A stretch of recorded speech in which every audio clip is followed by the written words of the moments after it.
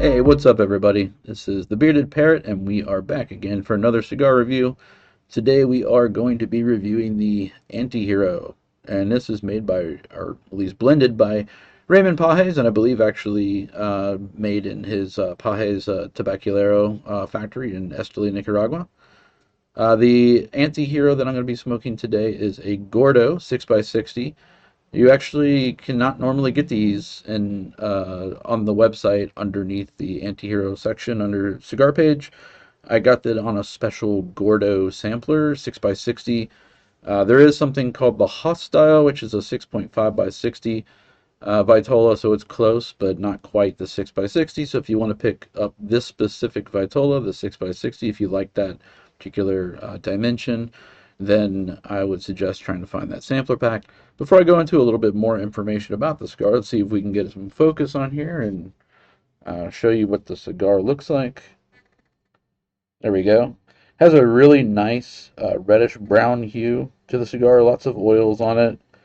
A little rustic, a little toothy, which is good. Overall, good presentation on the cigar and the label. I don't know if that's supposed to be Raymond or not. It doesn't really look like him. I'm not sure who that's supposed to be, but that is the anti-hero apparently in this particular story of the cigar. So, yeah, pretty simple label overall. It's a cheaper cigar. I mean, typically you can get them for around like the $4 or $5 range on Cigar Page I've seen when you catch some deals. So pretty affordable overall. A little bit more information about it. This is just from the site. It's a medium to medium plus, more than it is a full body, and it is rich and robust and incredibly balanced and smooth, never overwhelming, they say. The wrapper is a dark Habano leaf. Everything is Nicaraguan, the binder, the filler, and the wrapper, so it's a Nico Puro. And it's not a Maduro, even though it looks almost Maduro looking with the oils and the toothiness and the texture of the cigar itself. They compare the Antihero to the Aging Room Cuatro Nicaragua, which I haven't had, but I actually have the Fugazi version, and it's an amazing cigar. Even just the Fugazi version, so I'd really like to try that Aging Room at some point.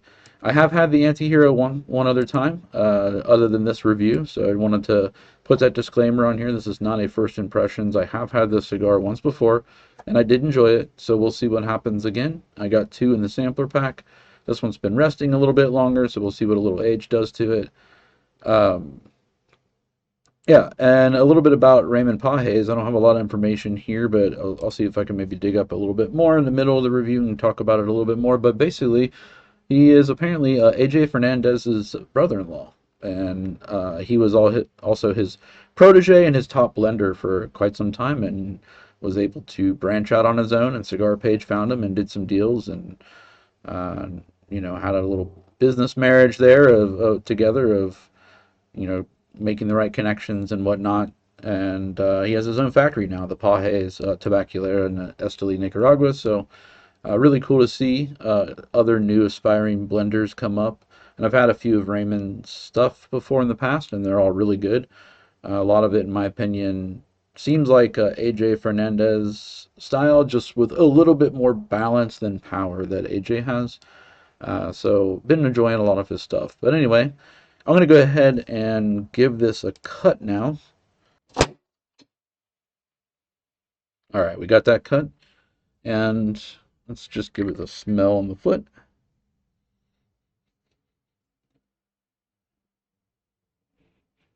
I'm getting some really light nutty notes. Yeah, mostly kind of nutty and peppery notes, which is really good. Let's give it a little puff on the cold draw here and see if I get anything. Okay, so I'm getting nuttiness, breadiness, like a bread toast, and a little bit of spice. So really interesting, and really looking forward to jumping into this one again because it's been a little bit since I've had the first one, so I'd like to give it a shot again and see where it's at. So I'm going to light this guy up and puff on it a little bit and come back and give you my first impressions. Be back in a second. I am back, and I am just getting into the first third of the Antihero. I have it sitting on the ashtray right now because this ash I did want to show you, but it does look fairly weak overall. Don't know if I can get it to focus or not there. Usually I have to cover the, there we go. So you can see, I like the wrapper still, but the burn has been pretty uneven already in the very beginning. I've had to touch it up with the lighter quite a few times, and that ash looks in danger of falling off very soon. So I'm going to go ahead and ash it so I don't wear it, like I've said before. Don't like that. Never a good time. There's what it looks like after the ash. You can see it's definitely burning kind of odd. Flavor wise, not getting a ton yet. Mostly kind of like that toasty notes that we were getting on the foot and the cold draw. It's not an disappointing cigar as far as flavor goes. It doesn't taste bad. It's just not. There's not a lot of complex, overwhelming flavors going on right now. It's just kind of a one note, like toasty note here in the beginning. I think that does kind of ramp up as you start to get into the halfway point and then the final third. From what I remember, I do remember a little bit more flavor out of the gate though on the first one that I smoked, so not quite sure what's up with that, but we'll keep smoking this to see what happens. Not really much else to say right now, except that we'll be coming back at the halfway point. So I'll see you in a second. What's up, everybody? I'm back and just getting into the halfway point now of the Antihero. And overall, my impression of the cigar thus far from the halfway point is kind of a letdown, unfortunately, from the first one I had, but not a letdown overall from a cigar smoking experience perspective. It does have some good notes. There are a little bit of kind of toasty, bready notes, a little bit of like nut, slight kind of nutty notes in there, a little bit. Really light though on the flavor part of the cigar. The draw is great. The smoke it produces is great. So it's a smooth smoke. You know, it's enjoyable from that aspect. It's relaxing with the smoking of the cigar. It's just not super flavorful. It doesn't pack a punch, and that's what I'm used to. I like cigars. You know, it doesn't have to pack a punch from a power perspective, like from pepper or whatever. I do enjoy that as well, but I do expect to see a few different flavors kind of mingling in a cigar and kind of switch it up and builds up as the cigar goes down type of thing. Sometimes I like to say that some cigars actually are almost like going on an adventure, a cigar adventure. You start out one flavor note or a few flavor notes and it bumps into another one. You might have a little bit of that last flavor that was still mixing in there, and it all kind of creates this nice smorgasbord of flavors, and that's where the complexity comes in. But this one, unfortunately, I'm just not getting that. Not a lot to say about this, just because there's not really a lot of complexity there. Really not a lot more to say about Raymond Pages as well. I have enjoyed a lot of his other cigars. I can talk about that a little bit. The Pen Standard Edición Limitada is amazing. The Padilla San Andreas, also equally as amazing. The Miguel MSA, I've had that one. That one is pretty decent as well. The normal pen standard, not quite as good as the Edition Limitada, but it's still a decent, well-rounded smoke. So I haven't found any yet that I've been dissatisfied with, but there have been more, obviously, that I've enjoyed more than the others. And again, Pages Tabacalera is the factory. It's in Esteli, Nicaragua. He grew up as a protege working at AJ Fernandez's factory and became a blender, and then eventually, moved on to doing his own thing, which he's done really well so far, I think. Most of his cigars, in my opinion, are more about the balance of the flavor versus delivering a punch like AJ's is. AJ is an expert blender. He makes amazing stuff.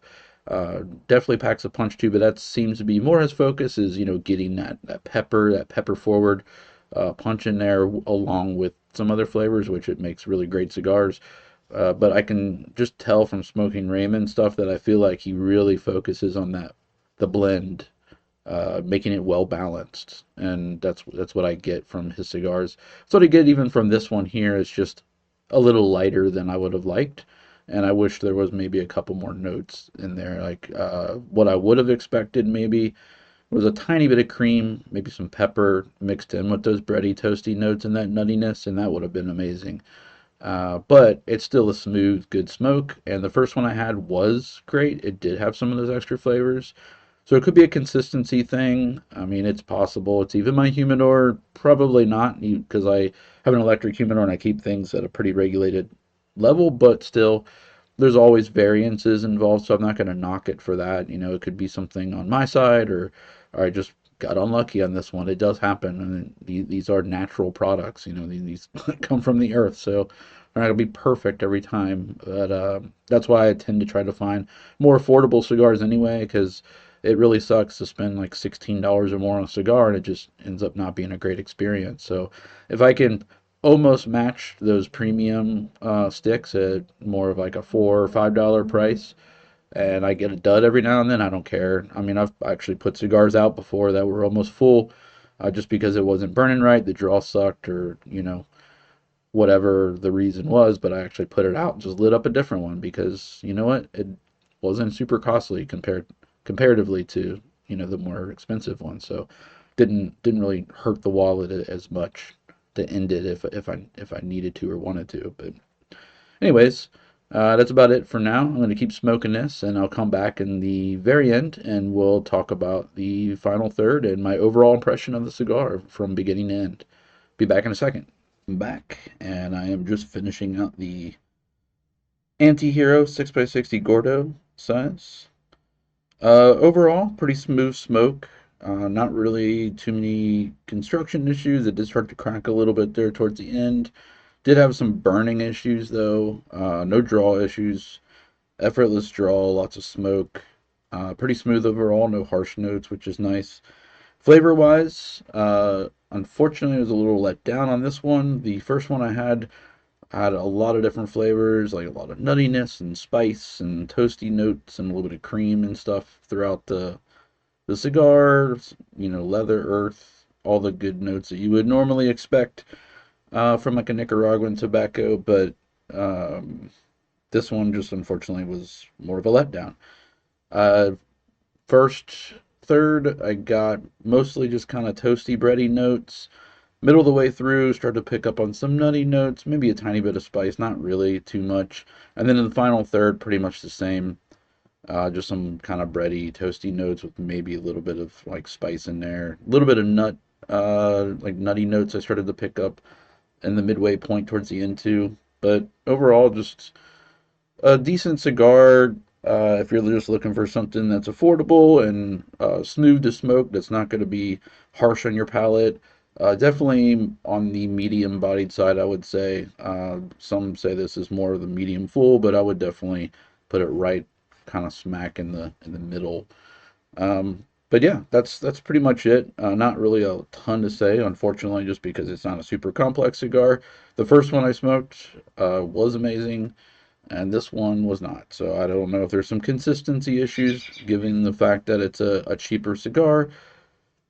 Maybe it's a humidor variance. Maybe it's just what it tastes like fresh off the truck versus resting a little bit. Some of those notes mellow down a little bit, and that's what the intended purpose of this cigar actually was all along. It's hard to say. Everyone's palate is also different, so what I taste might not be what you taste. So a review is very subjective, and kind of take it as it is, and that's pretty much it. That was my opinion and overall view of the Antihero 6x60 Gordo from Raymond Pages, and primarily bought on Cigar Page for around the $4 to $5 range. You can get some deals, some sampler packs in order to get this special size, like I mentioned. It's not normally a size that you would be able to purchase on the website, uh, but you can through various different sample packs and stuff. But I've noticed that a few times with the Raymond Pages cigars, there seems to be quite a bit of variation in vitolas with like the sample packs, but not necessarily available on the main page for that particular cigar overall. The pen standard edition limitada only comes in one size, I believe, on the website, but you can get it in different sizes and different styles, like barber pole and different things like that, if you buy them in special limited, release samplers. So kind of cool there, I guess. But overall, not a bad smoke, not a great smoke, but affordable, smooth, and smokes great all the way down. So there you have it. This has been the Bearded Parrot, and this has been another cigar review, the Antihero. Till next time.